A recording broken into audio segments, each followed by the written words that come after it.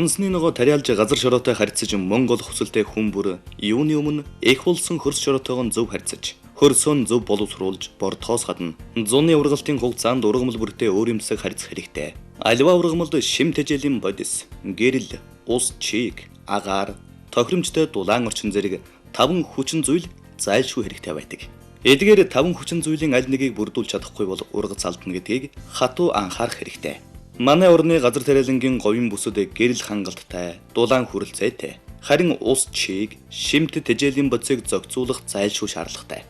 Агаар хүрэлцээтэй боловч ногоочны буруу үйл ажиллагаанаас шалтгаалan ургамлын үндэсний орчимд агаар дутаг дуулж ургац алдах тохиолдол гардаг. Хэрвээ та ногоо тарих гэж байгаа бол хавар талбайгаан сонгож, хөрс боловсруулахаас эхлээд намар ургацаан хураах хүртэл ургамлын ургалтанд шууд нөлөөлөхөөр олон төрлийн дэс дараатай ажлууд хийн. Үүнийг цогцлбороор нь таримлын арчилгааны технологи гэж нэрлэдэг. Энэхүү технологид орсон ажлуудыг хугацаанд нь зөв хийсэн хүн ногоо тарих, ургуулах дадлыг бүрэн эзэмшиж, өндөр ургац авч чадна гэдгийг анхаарах хэрэгтэй.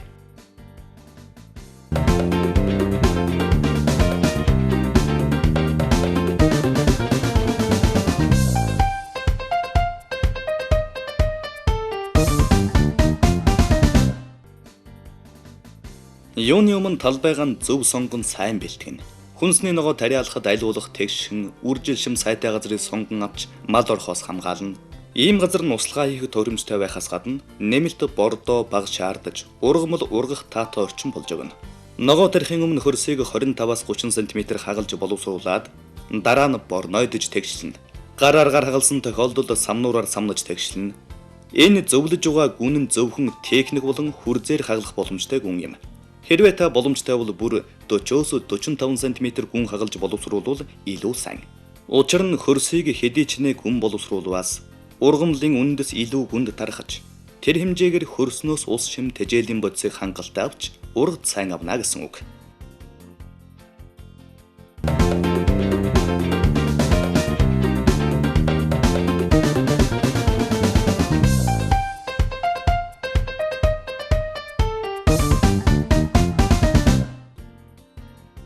Үүнээс гадна анхаарах нэг зүйл бол бордоо. Бордоо бол хүнсний ногооны өдөр тутмын хэрэгцээтэй хоол тэжээлнэ гэдгийг анхааруул зохилтой. Ургамал ургах явцдаа үндсэн 3 бордоо болох азот, фосфор, калиас гадна олон төрлийн микроэлементүүдийг хөрснөөс авч хоололдог. Эдгээрээс тодорхой хэсгийг манай орны нөхцөлд малын бүрэн ялдарсан бууцнаас авах боломжтой. Малын бүрэн ялдарсан бууцыг хөрс боловсруулахын өмнө талбай дээрээ тараагаад хагалахаас гадна үр суулгах үед үүрэнд хийж өгч болно. Мөн ургалтын явцад услагаатай цуг хийж болно. Услагаатай хамт бордоо хийх 2 арга байдаг. Үүнд нэгдүгээрт бууцыг усанд уусгаж 4-7 хонуулаад дахин шингэлж услах. Хоёрдугаарт таримлын мөр хоорондоор хийж өгөөд хөрсийг сийрүүлж холсны дараа услах. Бордохдоо заавал бүрэн ялзарсан бууц ашиглах хэрэгтэй. Хэрвээ ялзраагүй, хагас ялзарсан бууцыг бордоонд ашиглавал энэ нь ургамал ашиглагдах хэлбэрт ороогүй учраас ургамалд хоол тэжээл болж чадахгүй үр дүнгүй ажил болно. Мөн ялзраагүй бууцсан дотор зэрлэг ургамлын үр хортон шавжин авгалдаа амьдараа байдаг учраас таны талбай зэрлэг ургамал хортон шавжинд хөнөөгдөх болно.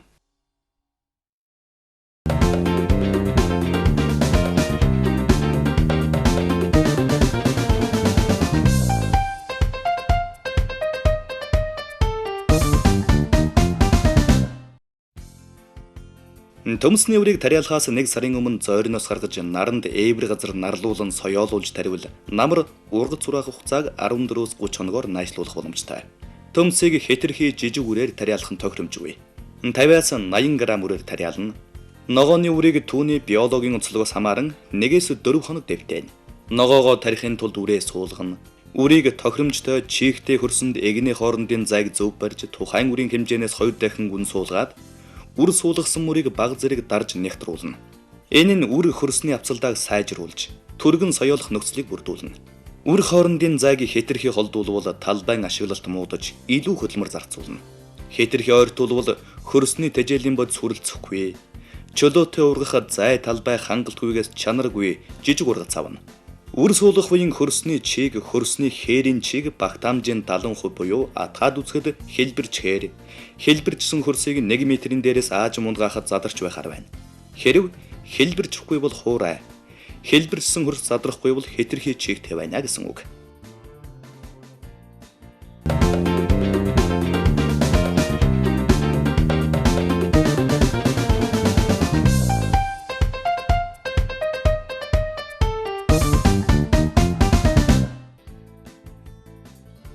Хэрвээ эрт ургац авах, зарим ургалтын хугацаа урттай ногооны ургалтын хугацааг гүйцээхэд хэрэглэх зорилгоор үрслэг ургуулдаг. Манай орны нөхцөлд байцаа, лойл, өргөс тэмэх зэргийг үрсэлгээр ургуулна. Үрслэг ургуулах даралгын нүхийг урд намар нь ухаж, хөрсийг шигшиж, багсармал бордоо, эсвэл бүрэн ялзарсан бууцтай холж бэлтгэсэн байна. Дараа хавар нь 3 сараас эхлэн үрээн суулгаж, шөнө нь хужиж, өдөр нь онгойлгож ургуулсаар ил талбайд гаргахын өмнө 10-аас 14 хоног задгай хонуулж өлчиржүүлнэ. Үрсэлгийг анх тарихтан 5-ыг харьцах 5 см зайтайгаар тариалах боловч санамсаргүйгээр өрн олноороо унаж ургах тохиолдол байдаг. Хэрвээ шигүү таригдсан бол үрсэлгийн жинхэнэ навч харах үед дээр хэмжээгээр цөөлөлт хийн. Харин үрслэг шилжүүлэн суулгах бол 40-60 хоног даралганд ургуулсан 5-аас 6 навчтай үрслэгийг хаврын эхний цочор хүйтрэл өнгөрсөний дараа ил талбай мөн хүлэмжинд гаргаж болно. Үрсэлгийг ил талбай цуулгасны дараа нэг үрсэлгийг 2-оос 3 литр усаар услана. Үрсэлгийг ялангуяа байцааны үрсэлгийг ил талбайд гаргасан өдрөөс эхлэн хортонтой тэмцэх ажлыг хийнэ.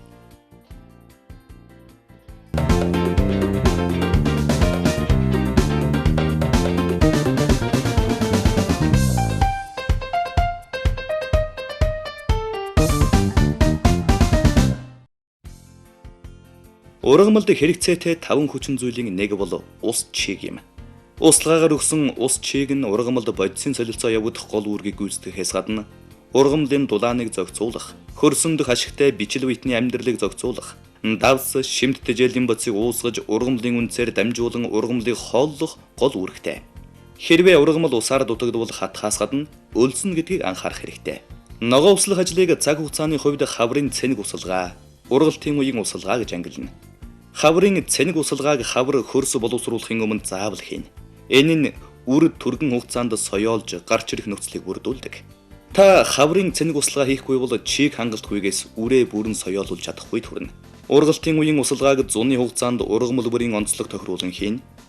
Жишээлбэл төмсийг хавар цэник усалгаатай талбай тариалсан бол 6 дугаар сарын сүүлч хүртэл услах шаардлагагүй.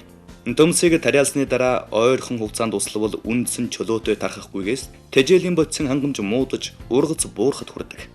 Харин 6 дугаар сарын сүүлчээс эхлэн 10-аас 14 хоногийн зайтайгаар 3-аас 4 удаа хандлан услана. Энэ үед төмсний булцуу эрчимтэй ургаж байдаг бөгөөд усаар дутагдвал ургац алддаг. Ямар ч таримлын усалгааг өглөө эрт оройн сэрүүнд эсвэл үүлтэй шиврээ бороотой үед хийвэл илүү үр дүнтэй байдаг.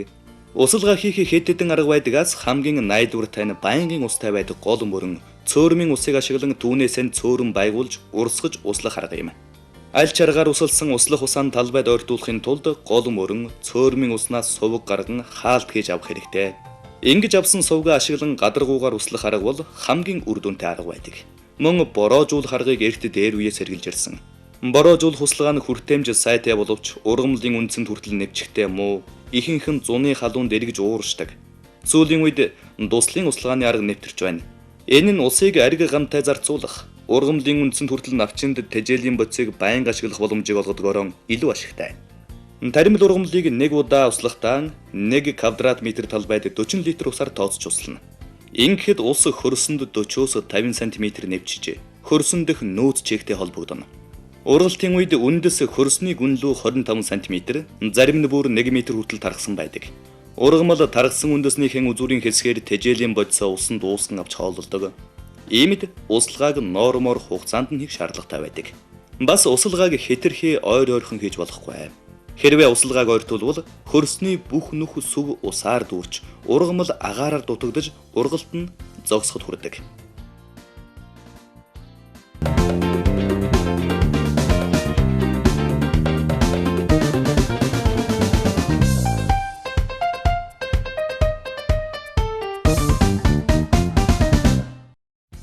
Ногооны ургалтад хамгийн их хор хөнөөл учруулж ургацыг хязгаарлаж байгаа хүчин зүйл бол өвчин, хортон байдаг. Манжин, байцааны хортон 5 дугаар сарын сүүлчээс гарч эхэлдэг бөгөөд хортонтой энэ үеэс эхлэн тэмцэнэ. Таны талбай ногоог хортон идэж эхлэегүй ч гэсэн тэмцэж эхлэх хэрэгтэй. Хүнсний ногооны талбайд энэ үеэс эхлэн эрвэхээ нисэж өндгөлдөг. Өндгөн 7-оос 14 хоноод авгалдай болон хөнөөж эхэлдэг. Иймд эрвэхээ нис хүеэс нь хортонг дайжуулж чадвал авгалдай гарч таны ногоог хөнөхгүй. Ингэж дайжуулахын тулд 5 дугаар сарын сүүлчээс эхлэн ногооныхоо талбайд 3 хоног тутам аргалын үнс пөргүүлэх хэрэгтэй.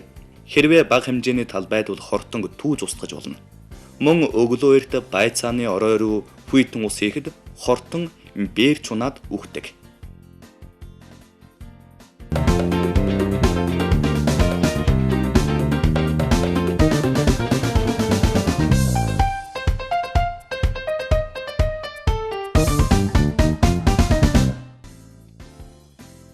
Үндэс үрт ургамалд цөөлөлт хийдэг.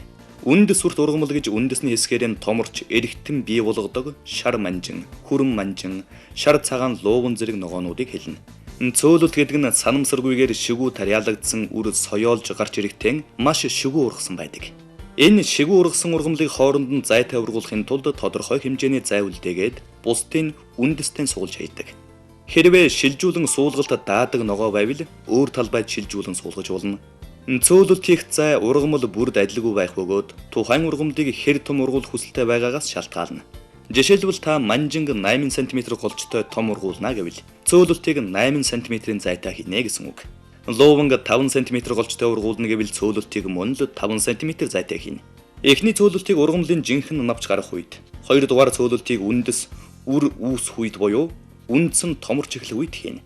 Хэрвээ цөөлөлт хийхгүй бол таны тарьсан ногоо томорхгүй жижигхэн ургана гэсэн үг.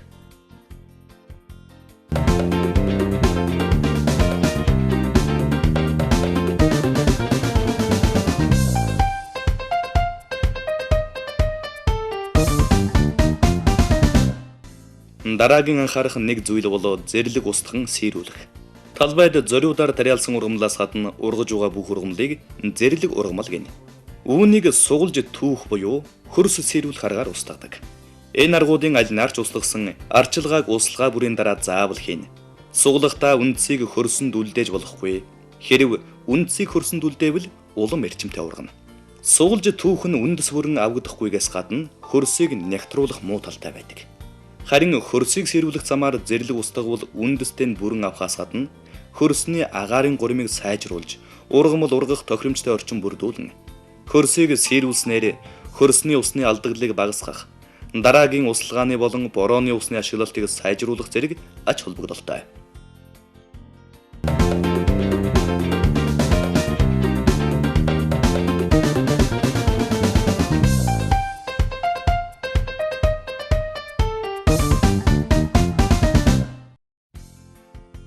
Одоо маналтын талаар тайлбарлая. Төмс байцааны ургамалд ургалтын явцад манах арчилгаа хийнэ. Манна гэдэг нь хөрснөөс дээш гарсан ишийг чийгтэй хөрсөөр булж өгнө гэсэн үг. Ингэснээр ишний манагдсан хэсэгт нэмэлт үндэс үүсэж шим тэжээлийн бодис авах үндэсний хэмжээ нэмэгдэж ургалт эрчимжинэ. Маналтыг услага бүрийн дараа сэрүүлэлттэй хамтдаган хийх бөгөөд хуурай хөрсөөр хязээж манаж болохгүй. Хэрвээ хуурай хөрсөөр манавал ургамлын ишний хэсэг хатаж үхэхэд хүрдэг. Төмсийг ургалтын хугацаанд нь 2 удаа манах бөгөөд 1-р маналтыг 6-р сарын сүүлчээр, 2-р маналтыг 7-р сарын эхний хагаст буюу цэцэглэлт дөнгөж эхэлж байх үед нь хийнэ. 1-р маналтаар столон үүсэж түүний үзүүрт төмсний шинэ булцуунууд бий болон ургац нэмэгдэх боломжтой. 2-р маналт нь төмсийг ногоорох, намрын хяруунд цохиулахаас хамгаалах үүрэгтэйгээс гадна хөрс сэрэгжиж булцуу улам эрчимтэй томрох боломжийг бий болгодог.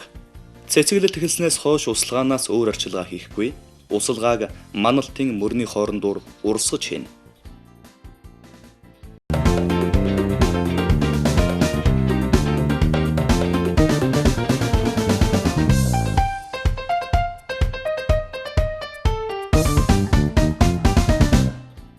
Ногоочд зуны турш ажилласан ажлын үр дүнгийн харж ургацаан хурааж эхэлдэг. Бүх төрлийн төмс хүнсний ногоог болц гүйдсэн үеэс нэхлэн төвөрлөн хураана. Байцааны толгой хатуурч цайрч эхэлснээс хойш удахгүй хураахгүй бол хагардаг. Манжин лууван зэрэг үндэс үрт ногоог өөрийнхөө хүссэн хэмжээнд томорсон үед нь төвөрлөн хураана. Харин төмсийг ишин хагдарснаас хойш 10-аас дээш онуулаад хураавал хадгалалт сайн даадаг.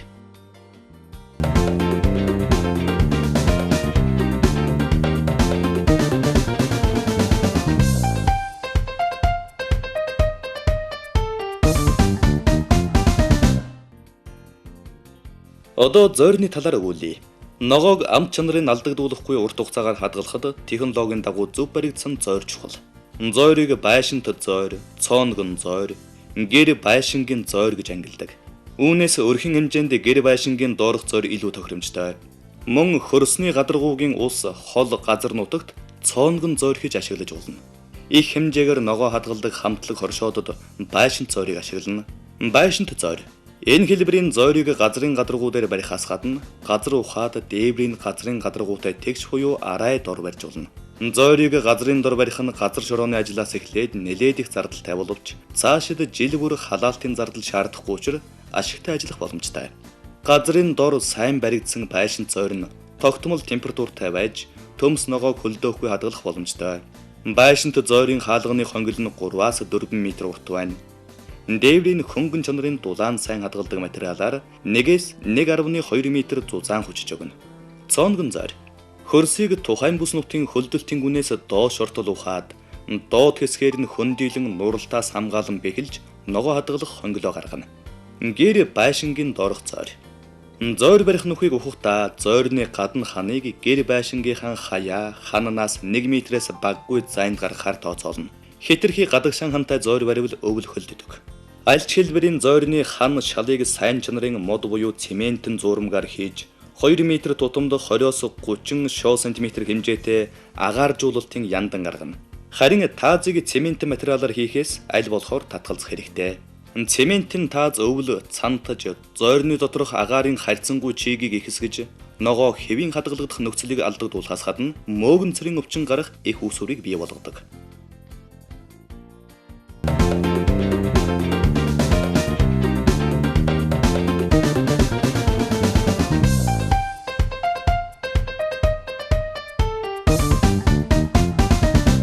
Хүлэмж нь хамгаалагдсан хөрсний нэг хэлбэр бөгөөд бага талбайд ургамал ургах тохиромжтой орчин бүрдүүлж өндөр ургац авах боломжтой.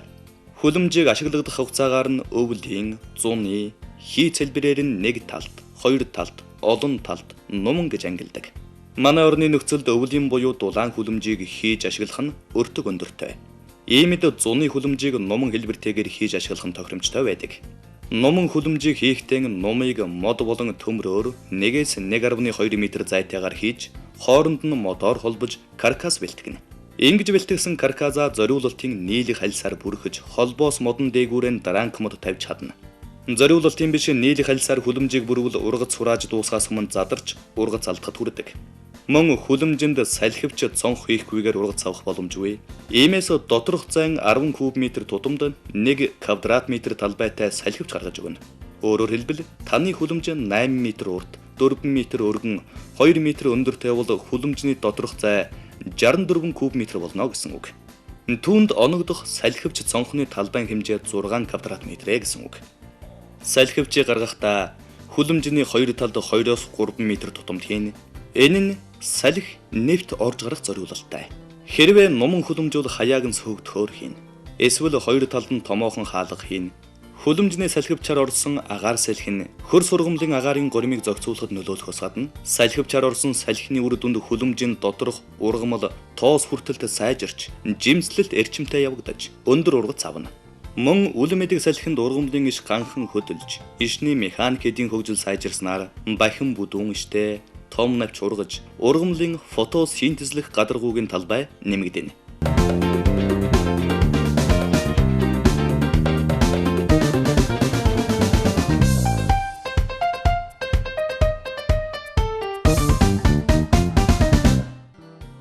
Та ногоогоо хураасан бол зарж борлуулах нь мэдээж.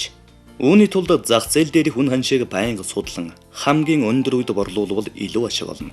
Мөн томоохон дэлгүүр, цайны газар, сургууль, цэцэрлэг зэрэг байгууллагуудад бөөнөрн зарвал нэг дор мөнгө авах боломжтой. Хамгийн гол нь таны ногоо хэрэглэгчдийн таашаал нийцсэн, чанартай, зөв хадгалсан байх шаардлагатайг анхаарна уу?